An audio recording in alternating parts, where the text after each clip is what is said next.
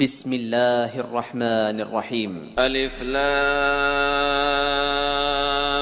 ميم. ذلك الكتاب لا ريب فيه هدى للمتقين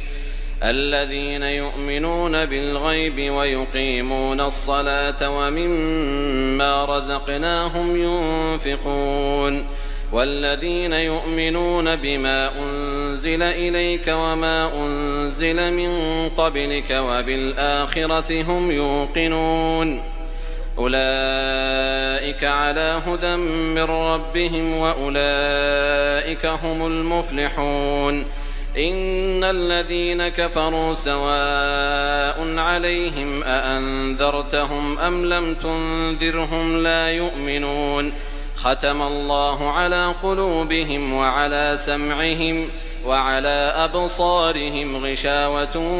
ولهم عذاب عظيم. ومن الناس من يقول آمنا بالله وباليوم الآخر وما هم بمؤمنين يخادعون الله والذين آمنوا وما يخدعون إلا أنفسهم وما يشعرون. في قلوبهم مرض فزادهم الله مرضا ولهم عذاب أليم بما كانوا يكذبون. وإذا قيل لهم لا تفسدوا في الأرض قالوا إنما نحن مصلحون ألا إنهم هم المفسدون ولكن لا يشعرون. وإذا قيل لهم آمنوا كما آمن الناس قالوا أنؤمن كما آمن السفهاء ألا إنهم هم السفهاء ولكن لا يعلمون. وإذا لقوا الذين آمنوا قالوا آمنا وإذا خلوا إلى شياطينهم قالوا إنا معكم إنما نحن مستهزئون. الله يستهزئ بهم ويمدهم في طغيانهم يعمهون. أولئك الذين اشتروا الضلالة بالهدى فما ربحت تجارتهم وما كانوا مهتدين. مثلهم كمثل الذي استوقد نارا فلما أضاءت ما حوله ذهب الله بنورهم وتركهم في ظلمات لا يبصرون. صم بكم عمي فهم لا يرجعون. أو كصيب من السماء فيه ظلمات ورعد وبرق يجعلون أصابعهم في آذانهم من الصواعق حذر الموت والله محيط بالكافرين. يكاد البرق يخطف أبصارهم كلما أضاء لهم مشوا فيه وإذا أظلم عليهم قاموا ولو شاء الله لذهب بسمعهم وأبصارهم إن الله على كل شيء قدير. يا أيها الناس اعبدوا ربكم الذي خلقكم والذين من قبلكم لعلكم تتقون. الذي جعل لكم الأرض فراشا والسماء بناء وأنزل من السماء ماء فأخرج به من الثمرات رزقا لكم فلا تجعلوا لله أندادا وأنتم تعلمون. وإن كنتم في ريب مما نزلنا على عبدنا فأتوا بسورة من مثله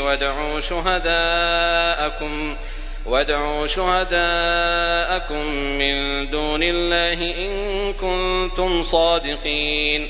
فإن لم تفعلوا ولن تفعلوا فاتقوا النار التي وقودها الناس والحجارة أعدت للكافرين. وبشر الذين آمنوا وعملوا الصالحات أن لهم جنات تجري من تحتها الأنهار كلما رزقوا منها من ثمرة رزقا قالوا هذا الذي رزقنا من قبل وأتوا به متشابها ولهم فيها أزواج مطهرة وهم فيها خالدون إن الله لا يستحيي أن يضرب مثلا ما بعوضة فما فوقها فأما الذين آمنوا فيعلمون أنه الحق من ربهم وأما الذين كفروا فيقولون ماذا أراد الله بهذا مثلا يضل به كثيرا ويهدي به كثيرا وما يضل به إلا الفاسقين الذين ينقضون عهد الله من بعد ميثاقه ويقطعون ما أمر الله به أن يوصل ويفسدون في الأرض أولئك هم الخاسرون كيف تكفرون بالله وكنتم أمواتا فأحياكم ثم يميتكم ثم يحييكم ثم إليه ترجعون هو الذي خلق لكم ما في الأرض جميعا ثم استوى إلى السماء فسواهن 7 سماوات وهو بكل شيء عليم وإذ قال ربك للملائكة إني جاعل في الأرض خليفة قالوا أتجعل فيها من يفسد فيها ويسفك الدماء ونحن نسبح بحمدك ونقدس لك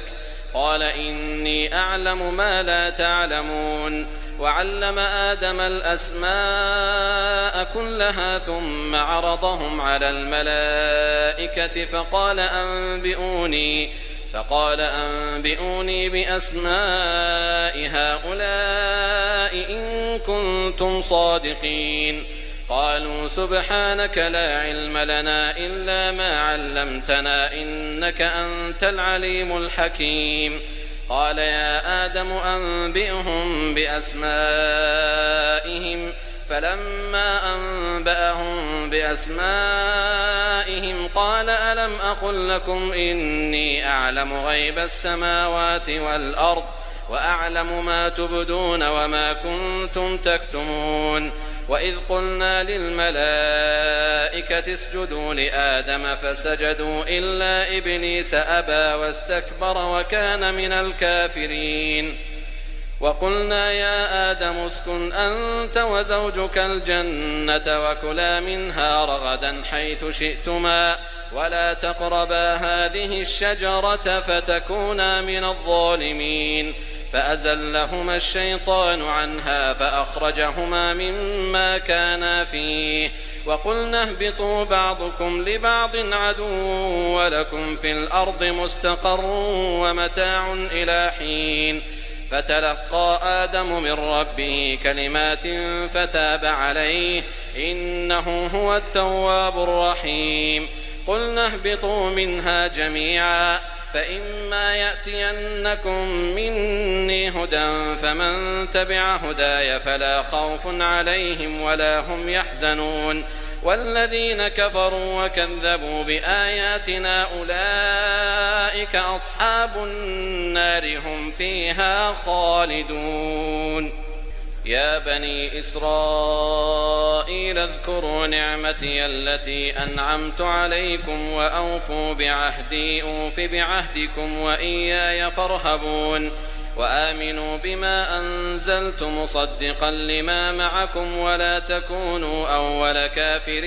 به ولا تشتروا بآياتي ثمنا قليلا وإياي فاتقون ولا تلبسوا الحق بالباطل وتكتموا الحق وأنتم تعلمون وأقيموا الصلاة وآتوا الزكاة واركعوا مع الراكعين أتأمرون الناس بالبر وتنسون أنفسكم وأنتم تتلون الكتاب أفلا تعقلون واستعينوا بالصبر والصلاة وإنها لكبيرة إلا على الخاشعين الذين يظنون أنهم ملاقو ربهم وأنهم إليه راجعون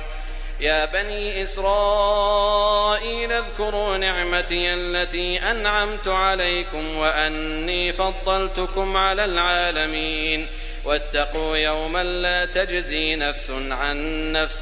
شيئا ولا يقبل منها شفاعة ولا يؤخذ منها عدل ولا هم ينصرون وإذ نجيناكم من آل فرعون يسومونكم سوء العذاب يذبحون أبناءكم ويستحيون نساءكم وفي ذلكم بلاء من ربكم عظيم وإذ فرقنا بكم البحر فأنجيناكم وأغرقنا آل فرعون وأنتم تنظرون وإذ واعدنا موسى 40 ليلة ثم اتخذتم العجل من بعده وأنتم ظالمون ثم عفونا عنكم من بعد ذلك لعلكم تشكرون وإذ آتينا موسى الكتاب والفرقان لعلكم تهتدون وإذ قال موسى لقومه يا قوم إنكم ظلمتم أنفسكم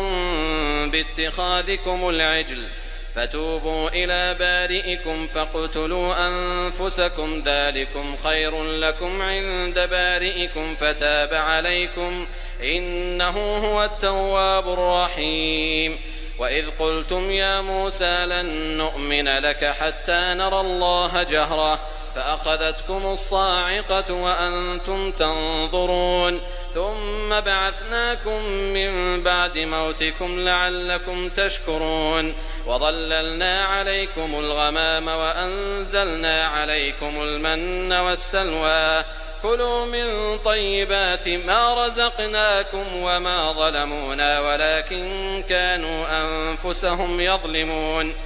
وإذ قلنا ادخلوا هذه القرية فكلوا منها حيث شئتم رغدا وادخلوا الباب سجدا وقولوا حطة نغفر لكم خطاياكم وسنزيد المحسنين فبدل الذين ظلموا قولا غير الذي قيل لهم فأنزلنا على الذين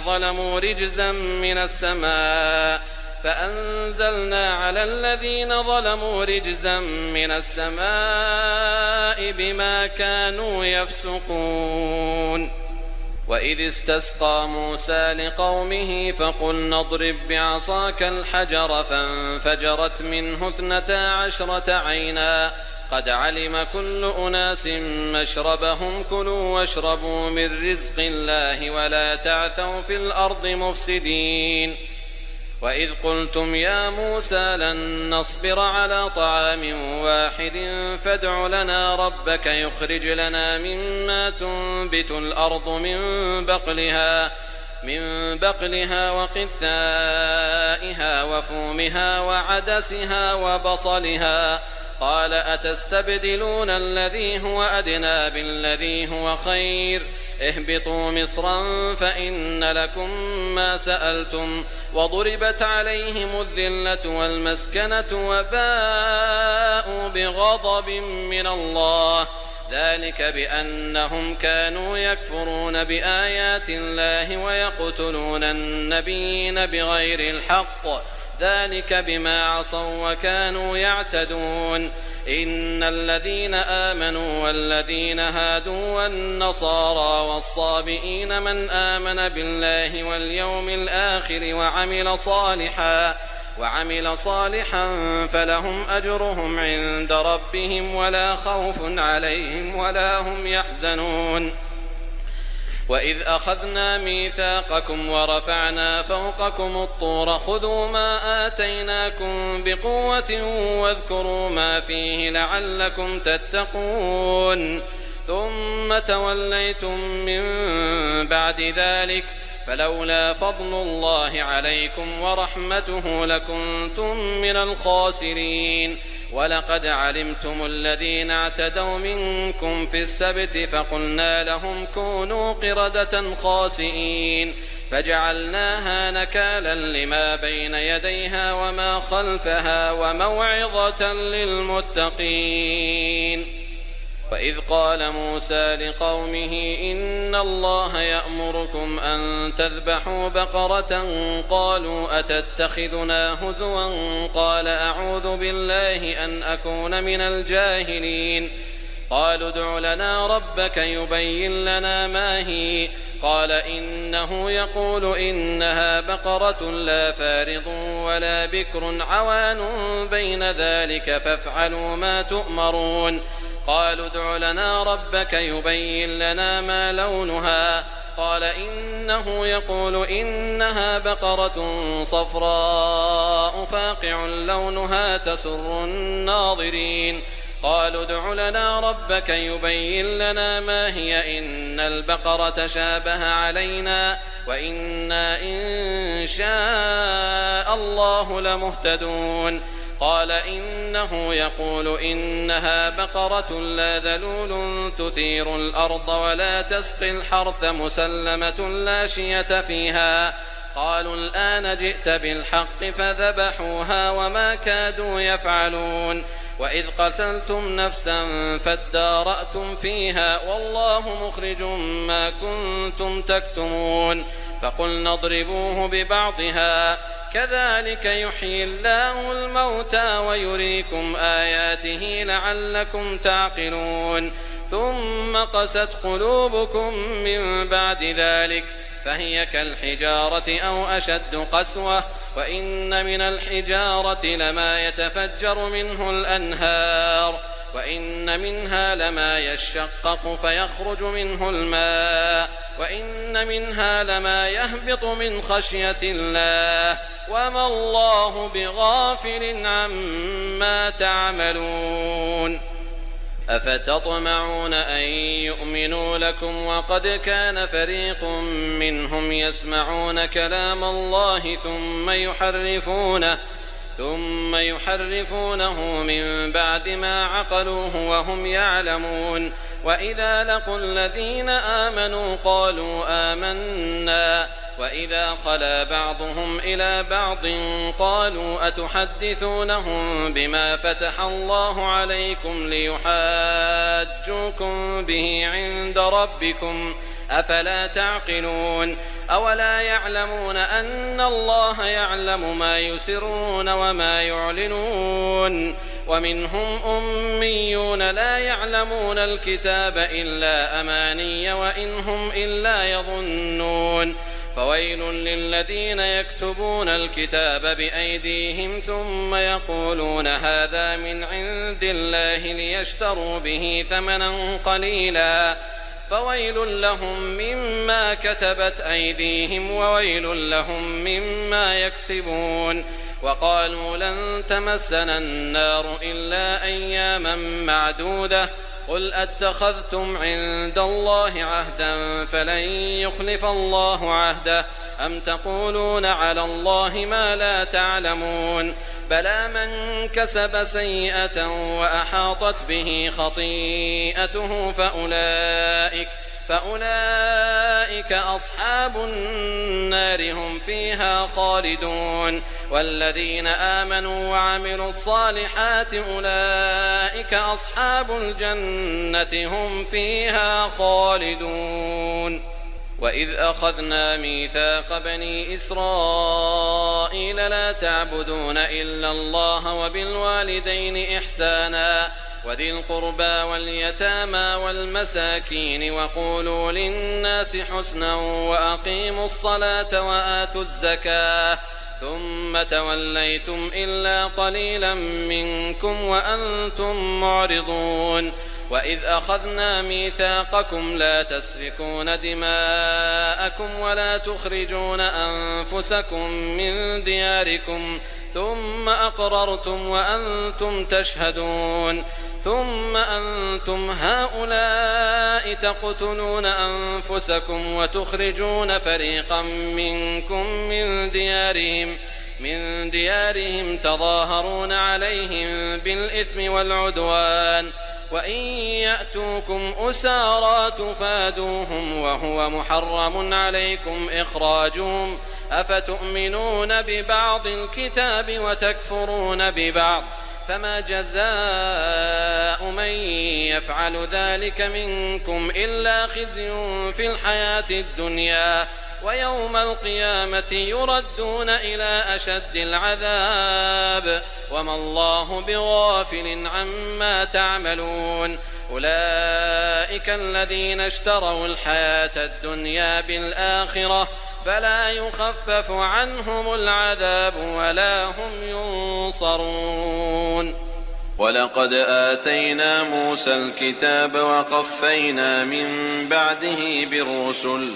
وآتينا عيسى ابن مريم البينات وأيدناه بروح القدس أفكلما جاءكم رسول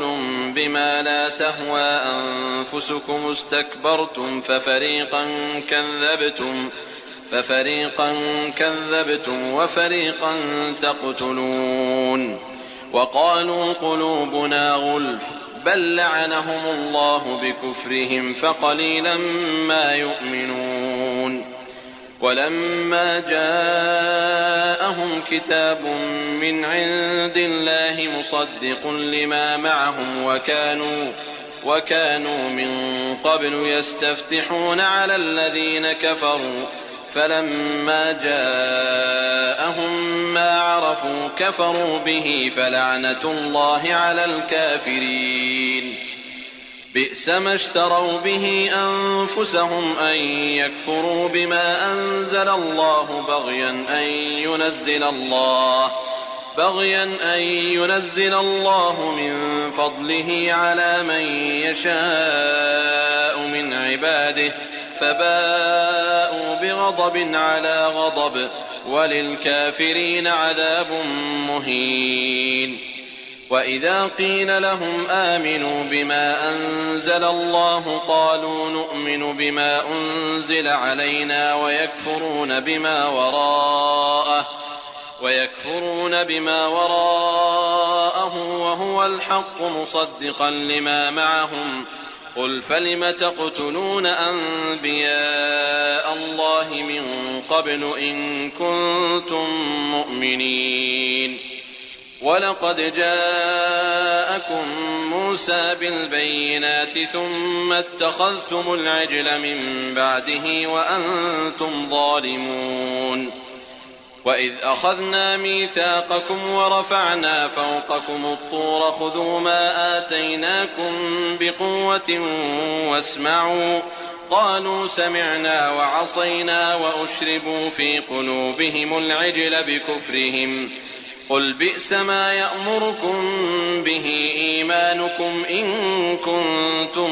مؤمنين قل إن كانت لكم الدار الآخرة عند الله خالصة من دون الناس فتمنوا الموت إن كنتم صادقين ولن يتمنوه أبدا بما قدمت أيديهم والله عليم بالظالمين ولتجدنهم أحرص الناس على حياة ومن الذين أشركوا يود أحدهم لو يعمر 1000 سنة وما هو بمزحزحه من العذاب أن يعمر والله بصير بما يعملون قل من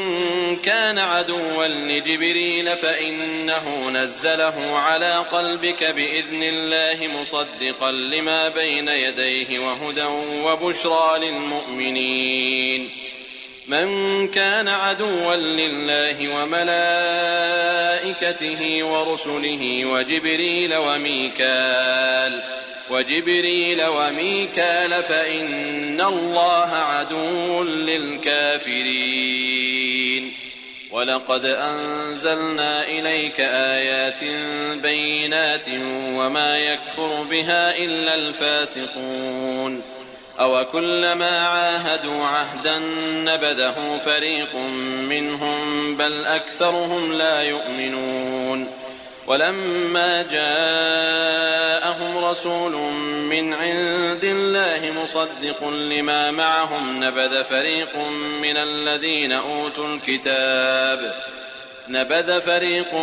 الذين أوتوا الكتاب كتاب الله وراء ظهورهم كأنهم لا يعلمون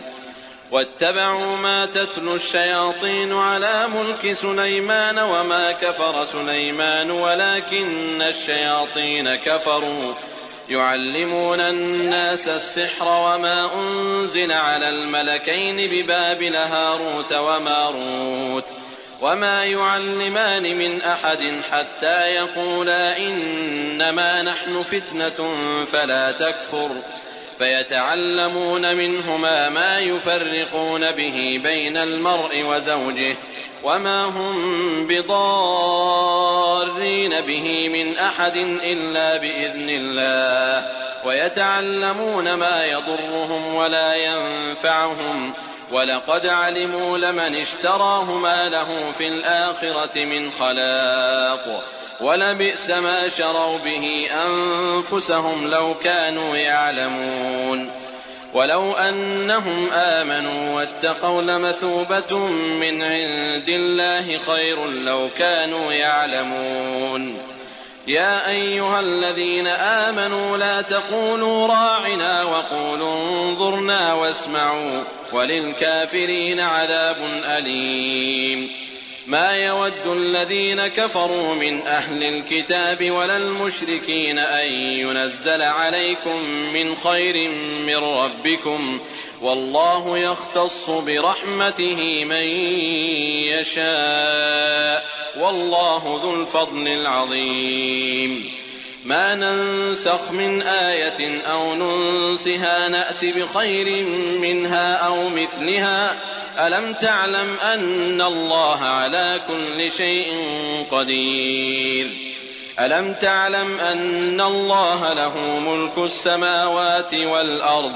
وما لكم من دون الله من ولي ولا نصير أم تريدون أن تسألوا رسولكم كما سئل موسى من قبل ومن يتبدل الكفر بالإيمان فقد ضل سواء السبيل ود كثير من أهل الكتاب لو يردونكم من بعد إيمانكم كفارا حسدا من عند أنفسهم من بعد ما تبين لهم الحق فاعفوا واصفحوا حتى يأتي الله بأمره إن الله على كل شيء قدير وأقيموا الصلاة وآتوا الزكاة وما تقدموا لأنفسكم من خير تجدوه عند الله إن الله بما تعملون بصير وقالوا لن يدخل الجنة إلا من كان هودا أو نصارى تلك أمانيهم قل هاتوا برهانكم إن كنتم صادقين بلى من أسلم وجهه لله وهو محسن فله أجره عند ربه ولا خوف عليهم ولا هم يحزنون وقالت اليهود ليست النصارى على شيء وقالت النصارى ليست اليهود على شيء وهم يتلون الكتاب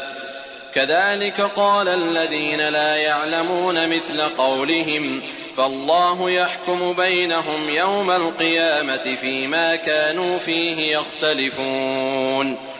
ومن أظلم ممن منع مساجد الله أن يذكر فيها اسمه وسعى في خرابها أولئك ما كان لهم أن يدخلوها إلا خائفين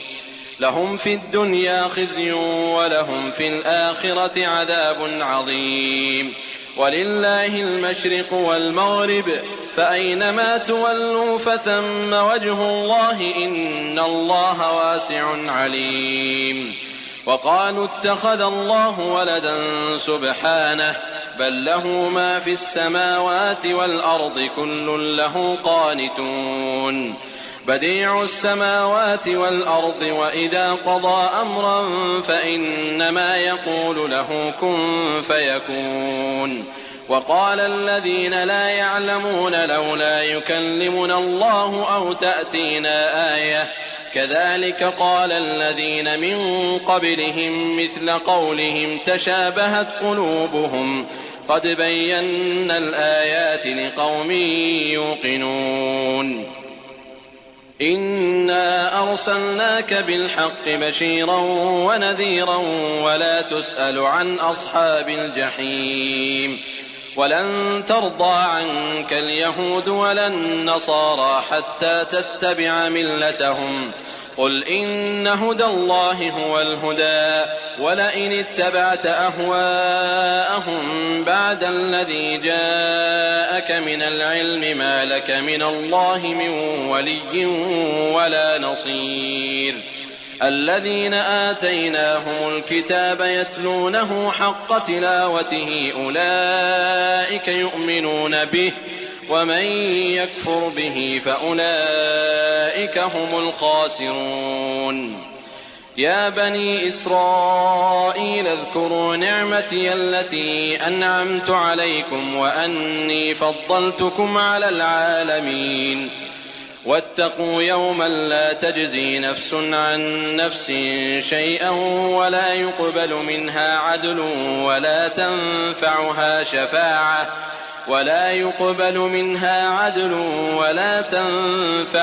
شفاعة ولا هم ينصرون. وإذ ابتلى إبراهيم ربه بكلمات فأتمهن قال إني جاعلك للناس إماما قال ومن ذريتي قال لا ينال عهد الظالمين. وإذ جعلنا البيت مثابة للناس وأمنا واتخذوا من مقام إبراهيم مصلى وعهدنا إلى إبراهيم وإسماعيل أن طهرا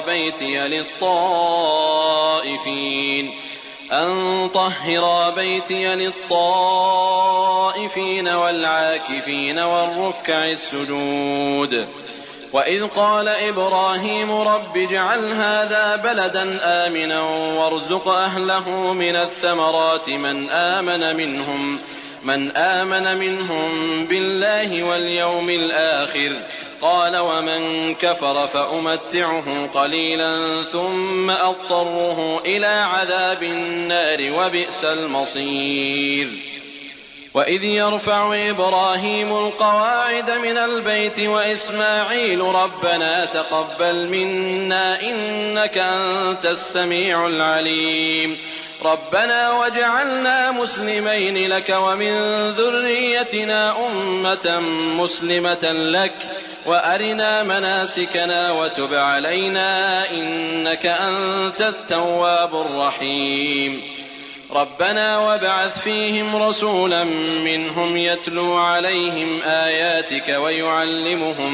ويعلمهم الكتاب والحكمة ويزكيهم إنك أنت العزيز الحكيم. ومن يرغب عن ملة إبراهيم إلا من سفه نفسه ولقد اصطفيناه في الدنيا وإنه في الآخرة لمن الصالحين. إذ قال له ربه أسلم قال أسلمت لرب العالمين. ووصى بها إبراهيم بنيه ويعقوب يا بني إن الله اصطفى لكم الدين فلا تموتن إلا وأنتم مسلمون. أم كنتم شهداء إذ حضر يعقوب الموت إذ قال لبنيه ما تعبدون من بعدي قالوا نعبد إلهك وإله آبائك إبراهيم وإسماعيل وإسحاق إلها واحدا ونحن له مسلمون تلك أمة قد خلت لها ما كسبت ولكم ما كسبتم ولا تسألون عما كانوا يعملون وقالوا كونوا هودا أو نصارى تهتدوا قل بل ملة إبراهيم حنيفا وما كان من المشركين قولوا آمنا بالله وما أنزل إلينا وما أنزل إلى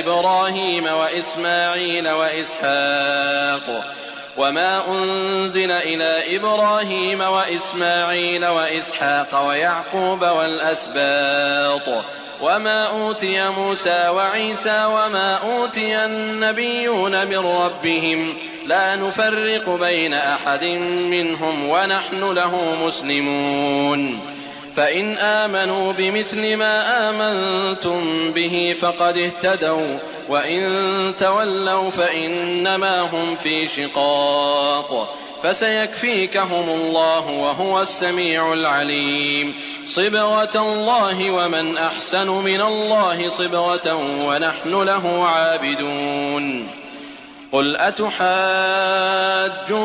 في الله وهو ربنا وربكم ولنا أعمالنا ولكم أعمالكم ونحن له مخلصون أم تقولون إن إبراهيم وإسماعيل وإسحاق ويعقوب والأسباط كانوا هودا أو نصارى قل أأنتم أعلم أم الله ومن أظلم ممن كتم شهادة عنده من الله وما الله بغافل عما تعملون تلك أمة قد خلت لها ما كسبت ولكم ما كسبتم ولا تسألون عما كانوا يعملون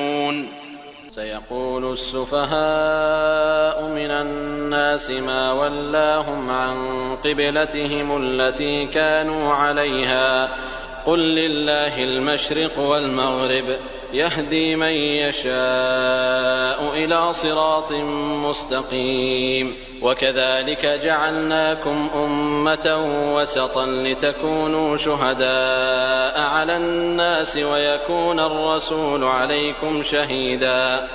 وما جعلنا القبلة التي كنت عليها إلا لنعلم من يتبع الرسول ممن ينقلب على عقبيه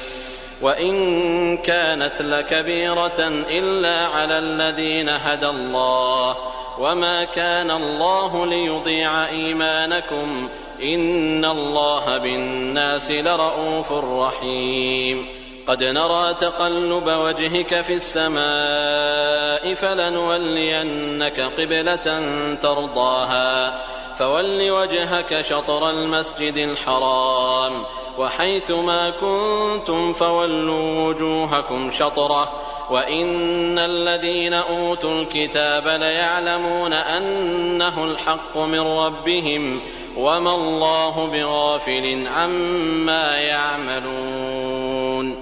ولئن أتيت الذين أوتوا الكتاب بكل آية ما تبعوا قبلتك وما أنت بتابع قبلتهم وما بعضهم بتابع قبلة بعض ولئن اتبعت أهواءهم من بعد ما جاءك من العلم إنك إذا لمن الظالمين الذين آتيناهم الكتاب يعرفونه كما يعرفون أبناءهم وإن فريقا منهم ليكتمون الحق وهم يعلمون الحق من ربك فلا تكونن من الممترين ولكل وجهة هو موليها فاستبقوا الخيرات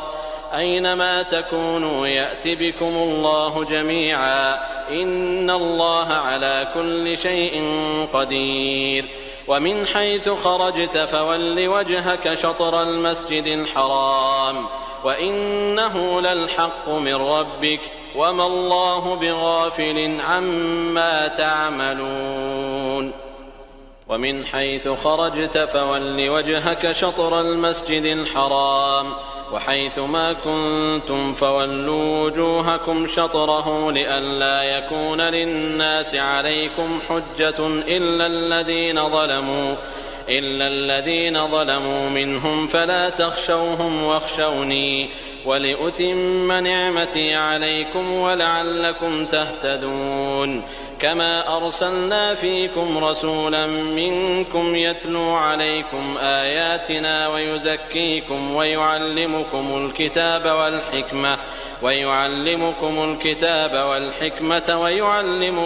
ما لم تكونوا تعلمون فاذكروني أذكركم واشكروا لي ولا تكفرون يا أيها الذين آمنوا استعينوا بالصبر والصلاة إن الله مع الصابرين ولا تقولوا لمن يقتل في سبيل الله أموات بل أحياء ولكن لا تشعرون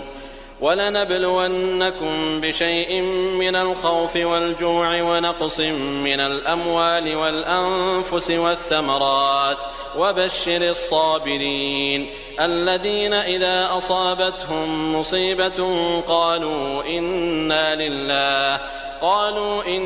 لله وإنا إليه راجعون أولئك عليهم صلوات من ربهم ورحمة وأولئك هم المهتدون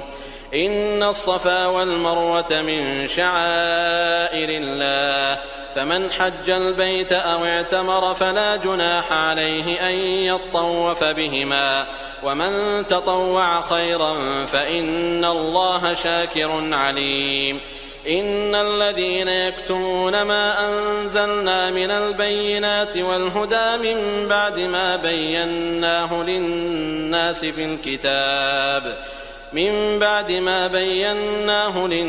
في الكتاب أولئك يلعنهم الله ويلعنهم اللاعنون إلا الذين تابوا وأصلحوا وبينوا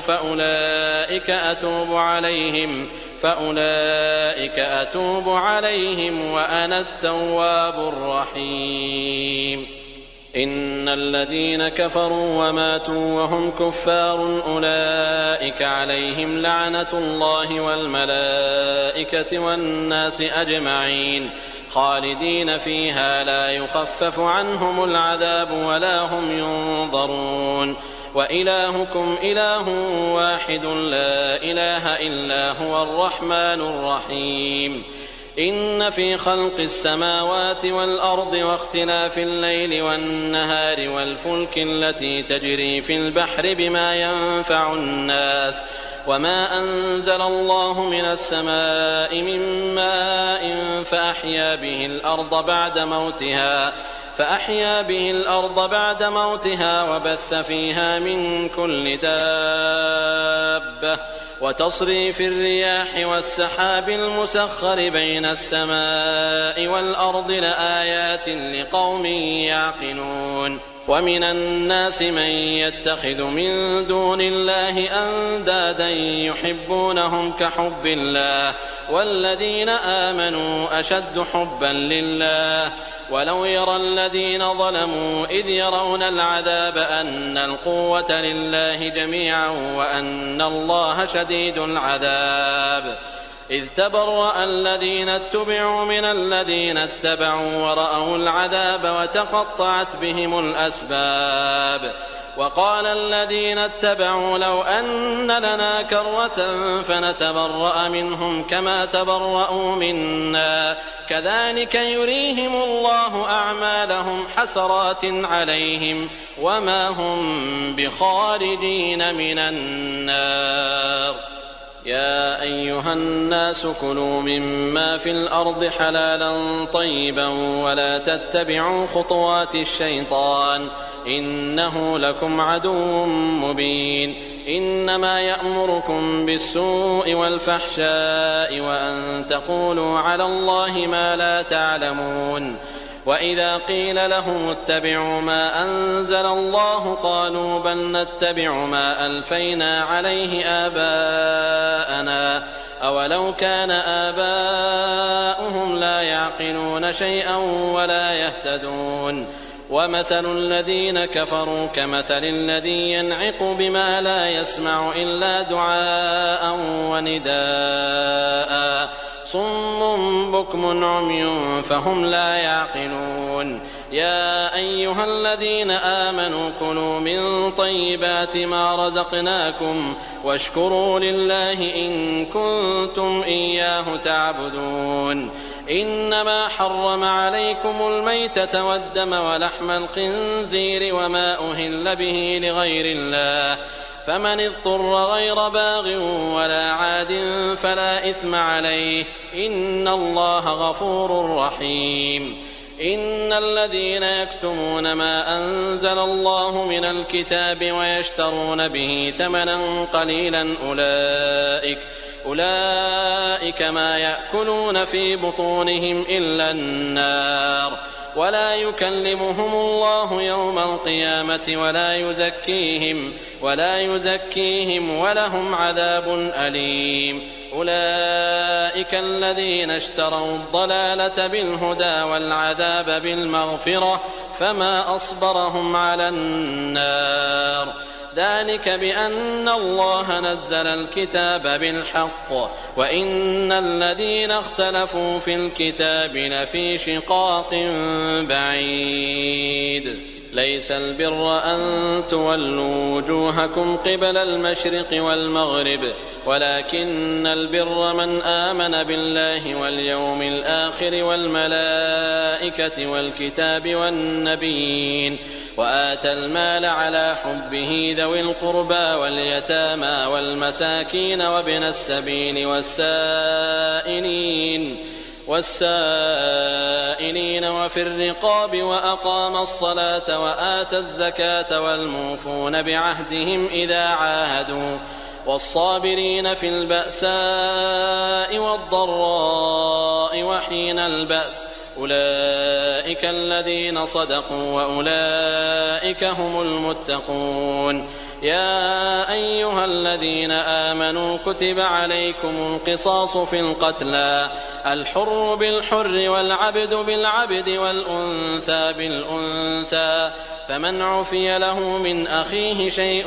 فاتباع بالمعروف وأداء إليه بإحسان ذلك تخفيف من ربكم ورحمة فمن اعتدى بعد ذلك فله عذاب أليم ولكم في القصاص حياة يا أولي الألباب لعلكم تتقون كتب عليكم إذا حضر أحدكم الموت إن ترك خيرا الوصية للوالدين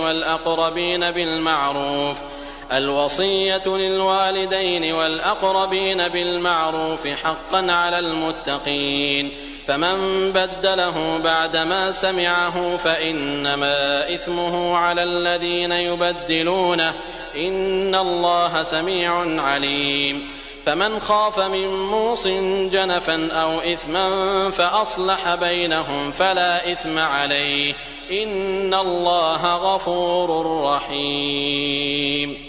يا أيها الذين آمنوا كتب عليكم الصيام كما كتب على الذين من قبلكم لعلكم تتقون أياما معدودات فمن كان منكم مريضا أو على سفر فعدة من أيام أخر وعلى الذين يطيقونه فدية طعام مسكين فمن تطوع خيرا فهو خير له وأن تصوموا خير لكم إن كنتم تعلمون شهر رمضان الذي أنزل فيه القرآن هدى للناس وبينات من الهدى والفرقان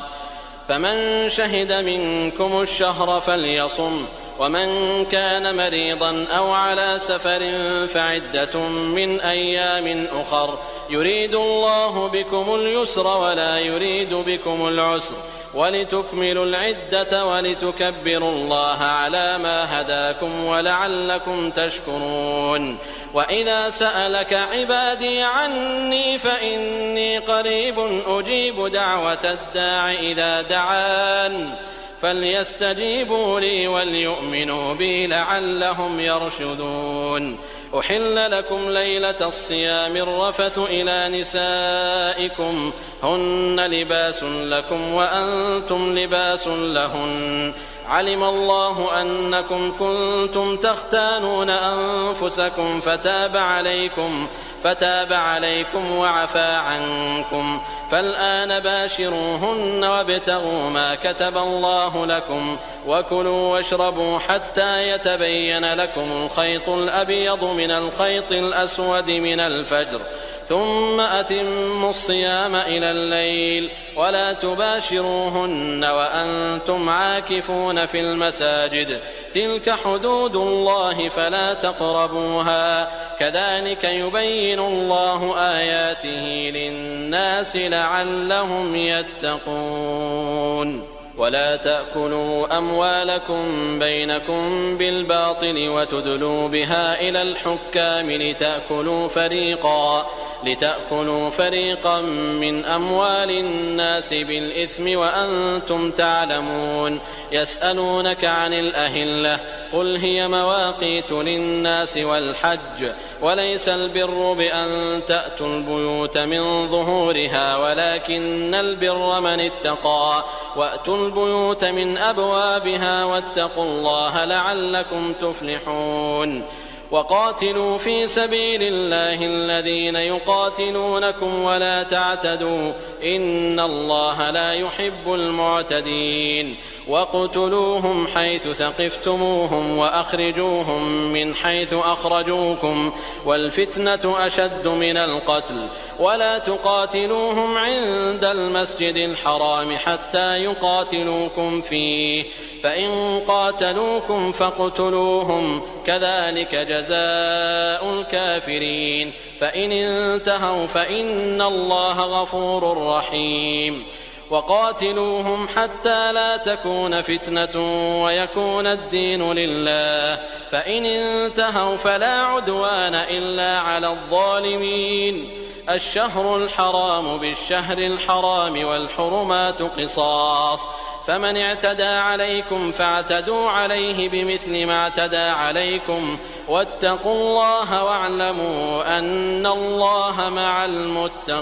المتقين. وأنفقوا في سبيل الله ولا تلقوا بأيديكم إلى التهلكة وأحسنوا إن الله يحب المحسنين. وأتموا الحج والعمرة لله فإن أحصرتم فما استيسر من الهدي ولا تحلقوا رؤوسكم حتى يبلغ الهدي محله فمن كان منكم مريضا أو به أذى من رأسه ففدية من صيام أو صدقة أو نسك فإذا أمنتم فمن تمتع بالعمرة إلى الحج فما استيسر من الهدي فمن لم يجد فصيام 3 أيام في الحج و7 إذا رجعتم تلك 10 كاملة ذلك لمن لم يكن أهله حاضر المسجد الحرام واتقوا الله واعلموا أن الله شديد العقاب. الحج أشهر معلومات فمن فرض فيهن الحج فلا رفث ولا فسوق ولا جدال في الحج وما تفعلوا من خير يعلمه الله وتزودوا فإن خير الزاد التقوى واتقون يا أولي الألباب. ليس عليكم جناح أن تبتغوا فضلا من ربكم فإذا أفضتم من عرفات فاذكروا الله عند المشعر الحرام واذكروه كما هداكم وإن كنتم من قبله لمن الضالين ثم أفيضوا من حيث أفاض الناس واستغفروا الله إن الله غفور رحيم. فإذا قضيتم مناسككم فاذكروا الله كذكركم آباءكم أو أشد ذكرا فمن الناس من يقول ربنا آتنا في الدنيا وما له في الآخرة من خلاق ومنهم من يقول ربنا آتنا في الدنيا حسنة وفي الآخرة حسنة وقنا عذاب النار أولئك لهم نصيب مما كسبوا والله سريع الحساب واذكروا الله في أيام معدودات فمن تعجل في يومين فلا إثم عليه ومن تأخر فلا إثم عليه لمن اتقى واتقوا الله واعلموا أنكم إليه تحشرون ومن الناس من يعجبك قوله في الحياة الدنيا ويشهد الله على ما في قلبه وهو ألد الخصام وإذا تولى سعى في الأرض ليفسد فيها ويهلك الحرث والنسل والله لا يحب الفساد وإذا قيل له اتق الله أخذته العزة بالإثم فحسبه جهنم ولبئس المهاد ومن الناس من يشري نفسه ابتغاء مرضات الله والله رؤوف بالعباد يا أيها الذين آمنوا ادخلوا في السلم كافة ولا تتبعوا خطوات الشيطان إنه لكم عدو مبين فإن زللتم من بعد ما جاءتكم البينات فاعلموا أن الله عزيز حكيم هل ينظرون إلا أن يأتيهم الله في ظلل من الغمام والملائكة وقضي الأمر وإلى الله ترجع الأمور سل بني إسرائيل كم آتيناهم من آية بينة ومن يبدل نعمة الله من بعد ما جاءته فإن الله شديد العقاب زين للذين كفروا الحياة الدنيا ويسخرون من الذين آمنوا والذين اتقوا فوقهم يوم القيامة والله يرزق من يشاء بغير حساب كان الناس أمة واحدة فبعث الله النبيين مبشرين ومنذرين وأنزل معهم الكتاب بالحق ليحكم بين الناس فيما اختلفوا فيه وما اختلف فيه إلا الذين أوتوه من بعد ما جاءتهم البينات بغيا بينهم فهدى الله الذين آمنوا لما اختلفوا فيه من الحق بإذنه والله يهدي من يشاء إلى صراط مستقيم أم حسبتم أن تدخلوا الجنة ولما يأتكم مثل الذين خلوا من قبلكم مستهم البأساء والضراء وزلزلوا حتى يقول الرسول والذين آمنوا معه متى نصر الله ألا إن نصر الله قريب يسألونك ماذا ينفقون قل ما أنفقتم من خير فللوالدين والأقربين واليتامى والمساكين وابن السبيل وما تفعلوا من خير فإن الله به عليم كتب عليكم القتال وهو كره لكم وعسى أن تكرهوا شيئا وهو خير لكم وعسى أن تحبوا شيئا وهو شر لكم والله يعلم وأنتم لا تعلمون يسألونك عن الشهر الحرام قتال فيه قل قتال فيه كبير وصد عن سبيل الله وكفر به والمسجد الحرام وإخراج أهله منه أكبر عند الله والفتنة أكبر من القتل ولا يزالون يقاتلونكم حتى يردوكم عن دينكم إن استطاعوا ومن يرتدد منكم عن دينه فيمت وهو كافر فأولئك حبطت أعمالهم في الدنيا والآخرة وأولئك أصحاب النار هم فيها خالدون. إن الذين آمنوا والذين هاجروا وجاهدوا في سبيل الله أولئك يرجون رحمة الله والله غفور رحيم. يسألونك عن الخمر والميسر قل فيهما إثم كبير ومنافع للناس وإثمهما أكبر من نفعهما ويسألونك ماذا ينفقون قل العفو كذلك يبين الله لكم الآيات لعلكم تتفكرون في الدنيا والآخرة. ويسألونك عن اليتامى قل إصلاح لهم خير وإن تخالطوهم فإخوانكم والله يعلم المفسد من المصلح ولو شاء الله لأعنتكم إن الله عزيز حكيم. ولا تنكحوا المشركات حتى يؤمن ولأمة مؤمنة خير من مشركة ولو أعجبتكم ولا تنكحوا المشركين حتى يؤمنوا ولعبد مؤمن خير من مشرك ولو أعجبكم أولئك يدعون إلى النار والله يدعو إلى الجنة والمغفرة بإذنه ويبين آياته للناس لعلهم يتذكرون. ويسألونك عن المحيض قل هو أذى فاعتزلوا النساء في المحيض ولا تقربوهن حتى يطهرن فإذا تطهرن فأتوهن من حيث أمركم الله إن الله يحب التوابين ويحب المتطهرين. نساؤكم حرث لكم فأتوا حرثكم أنى شئتم وقدموا لأنفسكم واتقوا الله واعلموا أنكم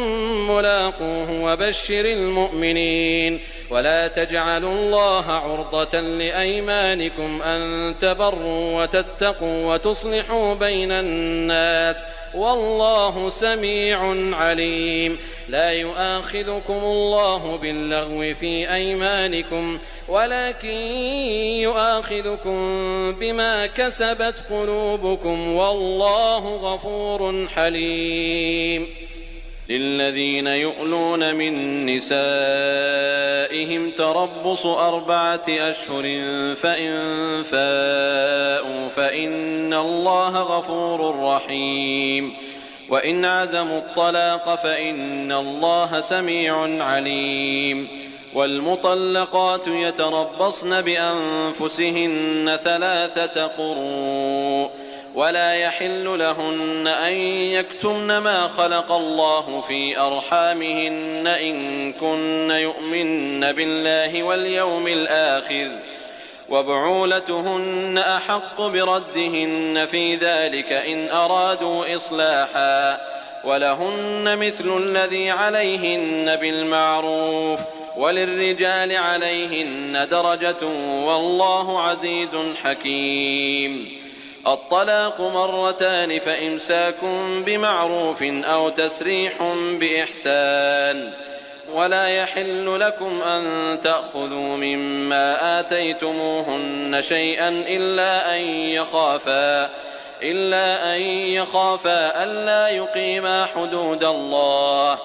فإن خفتم ألا يقيما حدود الله فلا جناح عليهما فيما افتدت به تلك حدود الله فلا تعتدوها ومن يتعد حدود الله فأولئك هم الظالمون. فإن طلقها فلا تحل له من بعد حتى تنكح زوجا غيره فإن طلقها فلا جناح عليهما أن يتراجعا إن ظنا أن يقيما حدود الله، وتلك حدود الله يبينها لقوم يعلمون. وإذا طلقتم النساء فبلغن أجلهن فأمسكوهن بمعروف أو سرحوهن بمعروف، ولا تمسكوهن ضرارا لتعتدوا، ومن يفعل ذلك فقد ظلم نفسه. ولا تتخذوا آيات الله هزوا، واذكروا نعمة الله عليكم وما أنزل عليكم من الكتاب والحكمة يعظكم به، واتقوا الله واعلموا أن الله بكل شيء عليم. وإذا طلقتم النساء فبلغن أجلهن فلا تعضلوهن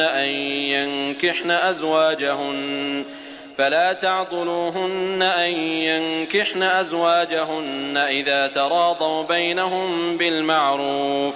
ذلك يوعظ به من كان منكم يؤمن بالله واليوم الآخر، ذلكم أزكى لكم وأطهر، والله يعلم وأنتم لا تعلمون. والوالدات يرضعن أولادهن حولين كاملين لمن أراد أن يتم الرضاعة، وعلى المولود له رزقهن وكسوتهن بالمعروف، لا تكلف نفس إلا وسعها، لا تضار والدة بولدها ولا مولود له بولده، وعلى الوارث مثل ذلك،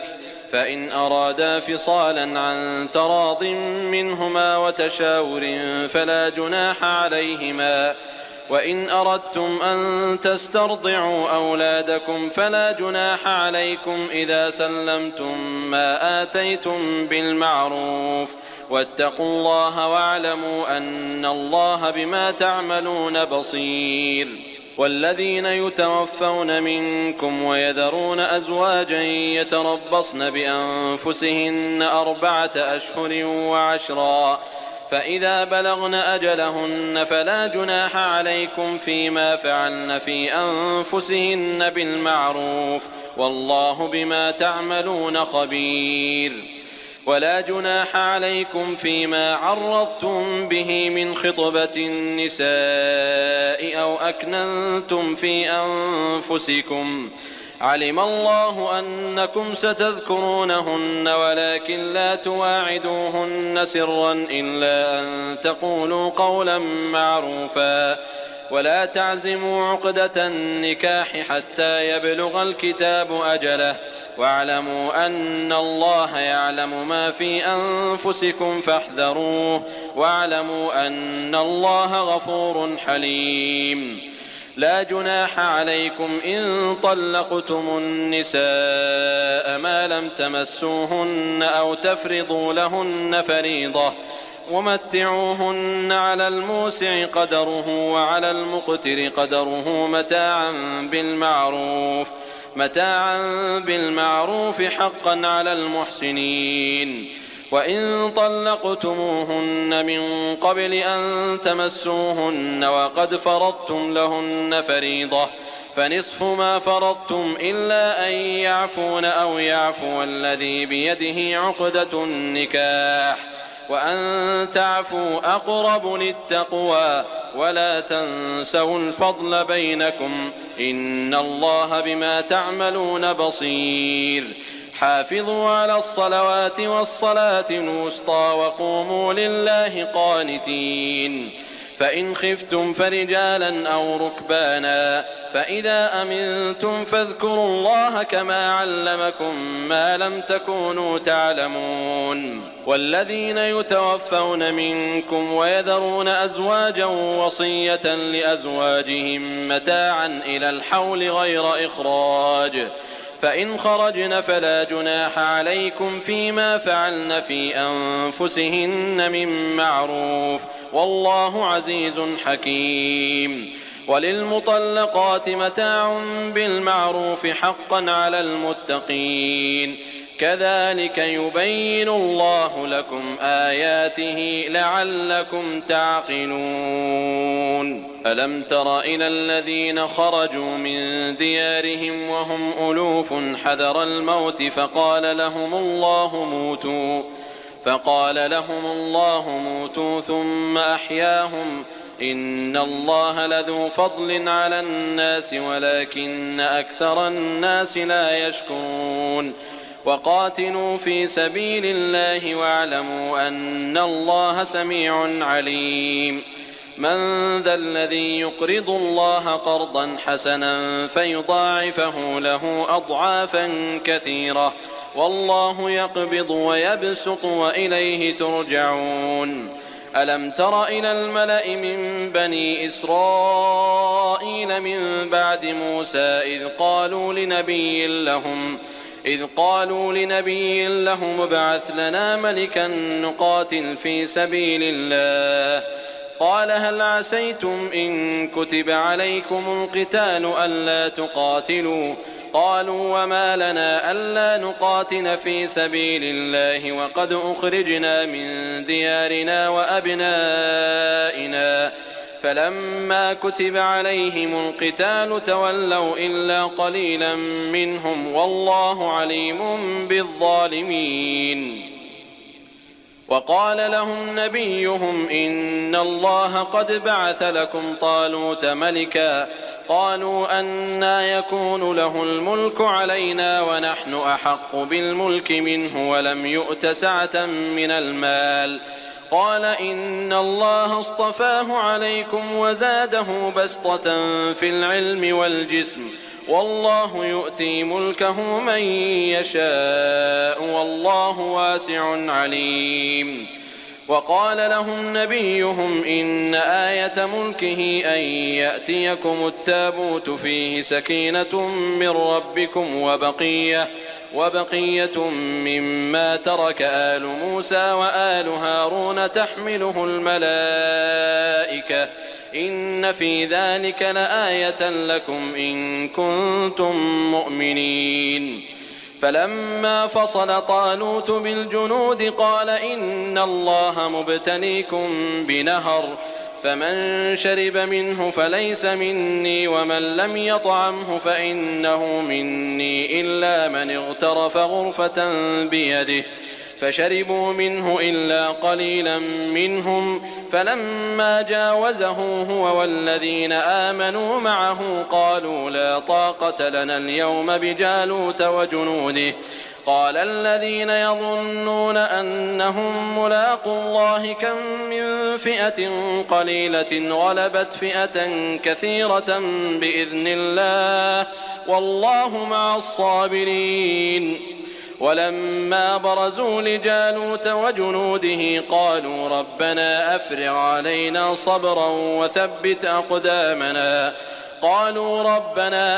علينا صبرا وثبت أقدامنا وانصرنا على القوم الكافرين فهزموهم بإذن الله وقتل داود جالوت وآتاه الله الملك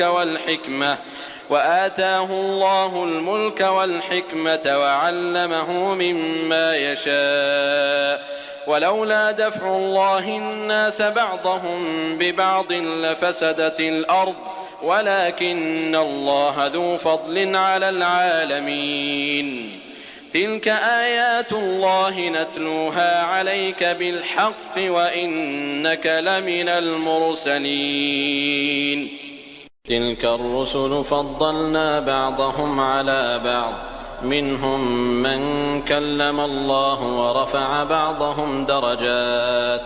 وآتينا عيسى ابن مريم البينات وأيدناه بروح القدس ولو شاء الله ما اقتتل الذين من بعدهم من بعد ما جاءتهم البينات ولكن اختلفوا فمنهم من آمن ومنهم من كفر ولو شاء الله ما اقتتلوا ولكن الله يفعل ما يريد يا أيها الذين آمنوا أنفقوا مما رزقناكم من قبل أن يأتي يوم لا بيع فيه ولا خلة ولا شفاعة والكافرون هم الظالمون. الله لا إله إلا هو الحي القيوم لا تأخذه سنة ولا نوم له ما في السماوات وما في الأرض من ذا الذي يشفع عنده إلا بإذنه يعلم ما بين أيديهم وما خلفهم ولا يحيطون بشيء من علمه إلا بما شاء وسع كرسيه السماوات والأرض ولا يؤوده حفظهما وهو العلي العظيم. لا إكراه في الدين قد تبين الرشد من الغي فمن يكفر بالطاغوت ويؤمن بالله فقد استمسك بالعروة الوثقى لا انفصام لها والله سميع عليم. الله ولي الذين آمنوا يخرجهم من الظلمات إلى النور والذين كفروا أولياؤهم الطاغوت يخرجونهم من النور إلى الظلمات أولئك أصحاب النار هم فيها خالدون. ألم تر إلى الذي حاج إبراهيم في ربه أن آتاه الله الملك إذ قال إبراهيم ربي الذي يحيي ويميت قال أنا أحيي وأميت قال إبراهيم فإن الله يأتي بالشمس من المشرق فأت بها من المغرب فبهت الذي كفر والله لا يهدي القوم الظالمين. أو كالذي مر على قرية وهي خاوية على عروشها قال أنى يحيي هذه الله بعد موتها فأماته الله 100 عام ثم بعثه قال كم لبثت قال لبثت يوما أو بعض يوم قال بل لبثت 100 عام فانظر إلى طعامك وشرابك لم يتسنه وانظر إلى حمارك ولنجعلك آية للناس وانظر إلى العظام كيف ننشزها ثم نكسوها لحما فلما تبين له قال أعلم أن الله على كل شيء قدير. وإذ قال إبراهيم رب أرني كيف تحيي الموتى قال أولم تؤمن قال بلى ولكن ليطمئن قلبي قال فخذ 4 من الطير فصرهن إليك ثم اجعل على كل جبل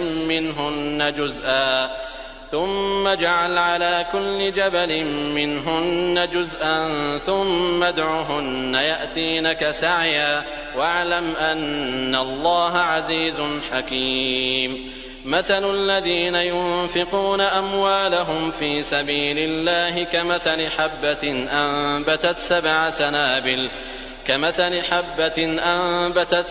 سنابل في كل سنبلة 100 حبة والله يضاعف لمن يشاء والله واسع عليم. الذين ينفقون أموالهم في سبيل الله ثم لا يتبعون ما أنفقوا منا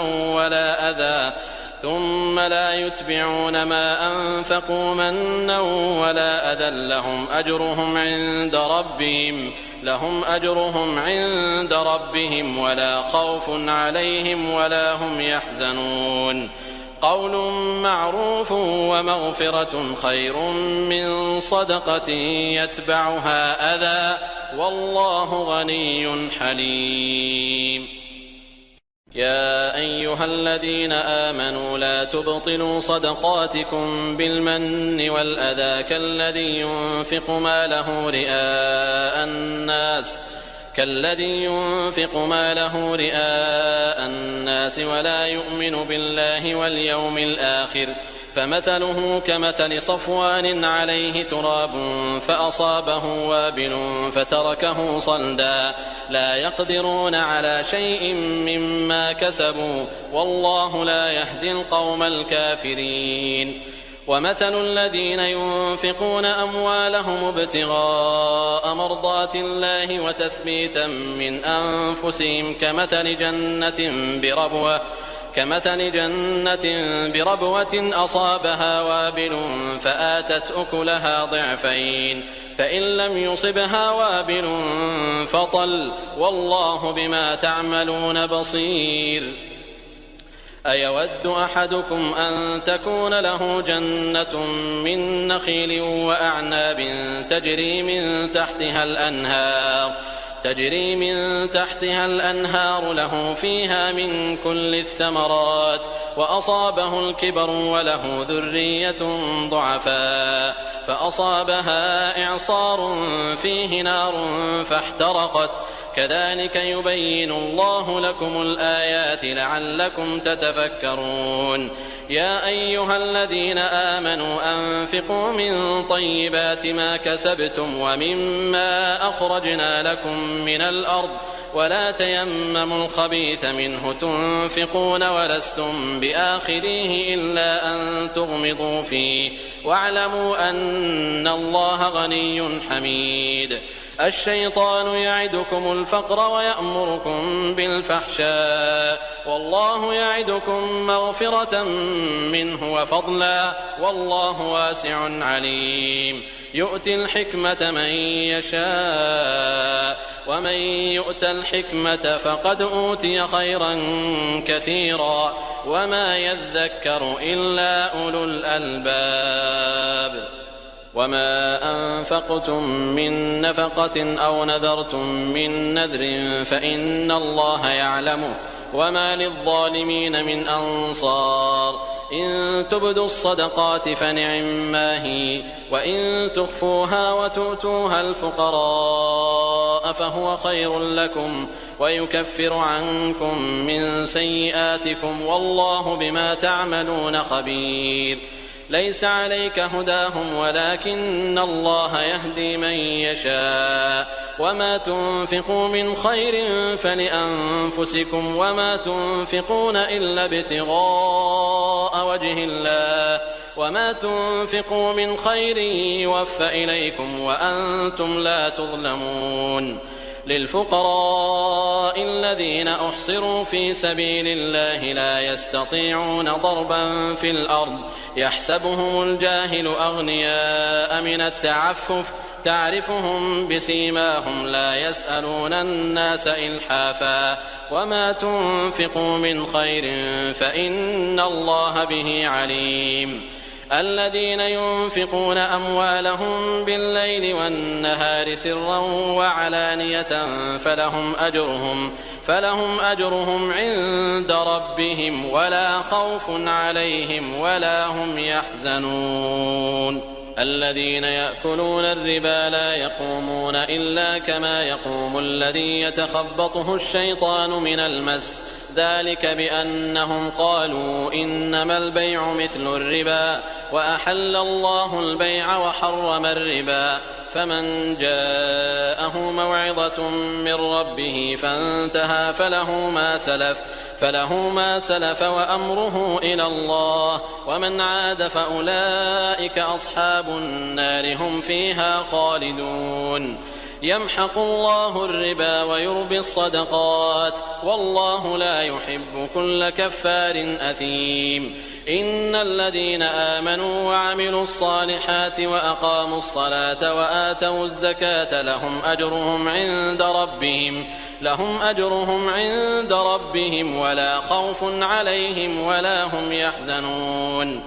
يا أيها الذين آمنوا اتقوا الله وذروا ما بقي من الربا إن كنتم مؤمنين فإن لم تفعلوا فأذنوا بحرب من الله ورسوله وإن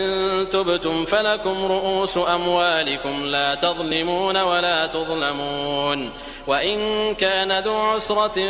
فنظرة إلى ميسرة وأن تصدقوا خير لكم إن كنتم تعلمون واتقوا يوما ترجعون فيه إلى الله ثم توفى كل نفس ما كسبت وهم لا يظلمون. يا أيها الذين آمنوا إذا تداينتم بدين إلى أجل مسمى فاكتبوه وليكتب بينكم كاتب بالعدل ولا يأب كاتب أن يكتب كما علمه الله فليكتب وليملل الذي عليه الحق وليتق الله ربه ولا يبخس منه شيئا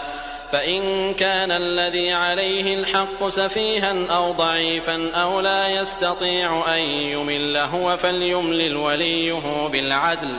واستشهدوا شهيدين من رجالكم فإن لم يكونا رجلين فرجل وامرأتان ممن ترضون من الشهداء أن تضل إحداهما فتذكر إحداهما الأخرى ولا يأبى الشهداء إذا ما دعوا ولا تسأموا أن تكتبوه صغيرا أو كبيرا إلى أجله ذلكم أقسط عند الله وأقوم للشهادة وأدنى ألا ترتابوا إلا أن تكون تجارة حاضرة تديرونها بينكم فليس عليكم جناح ألا تكتبوها وأشهدوا إذا تبايعتم ولا يضار كاتب ولا شهيد وإن تفعلوا فإنه فسوق بكم واتقوا الله ويعلمكم الله والله بكل شيء عليم. وإن كنتم على سفر ولم تجدوا كاتبا فرهان مقبوضة فإن أمن بعضكم بعضا فليؤد الذي اؤتمن أمانته وليتق الله ربه ولا تكتموا الشهادة ومن يكتمها فإنه آثم قلبه والله بما تعملون عليم. لله ما في السماوات وما في الأرض وإن تبدوا ما في أنفسكم أو تخفوه يحاسبكم به الله فيغفر لمن يشاء ويعذب من يشاء والله على كل شيء قدير. آمن الرسول بما أنزل إليه من ربه والمؤمنون كل آمن بالله وملائكته وكتبه ورسله لا نفرق بين أحد من رسله وقالوا سمعنا وأطعنا غفرانك ربنا وإليك المصير. لا يكلف الله نفسا إلا وسعها لها ما كسبت وعليها ما اكتسبت ربنا لا تؤاخذنا إن نسينا أو أخطأنا ربنا ولا تحمل علينا إصرا كما حملته على الذين من قبلنا ربنا ولا تحملنا ما لا طاقة لنا به واعف عنا واغفر لنا وارحمنا أنت مولانا فانصرنا على القوم الكافرين.